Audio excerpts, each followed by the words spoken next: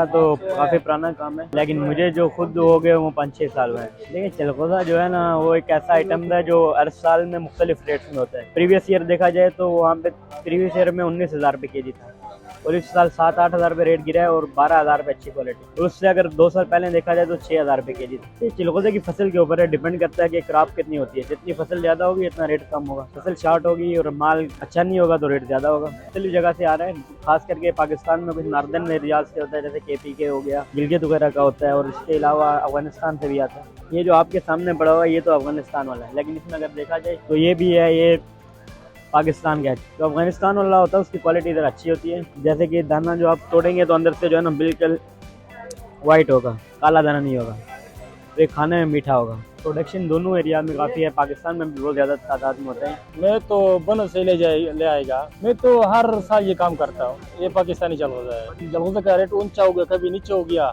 ये तो उतार चढ़ा हो गया। इसमें तकरीबन 2 महीने पहले 8,000 रुपये पे, लेकिन मार्केट डाउन हो गया, इसकी वजह से जलगोजा नीचे आ गया था।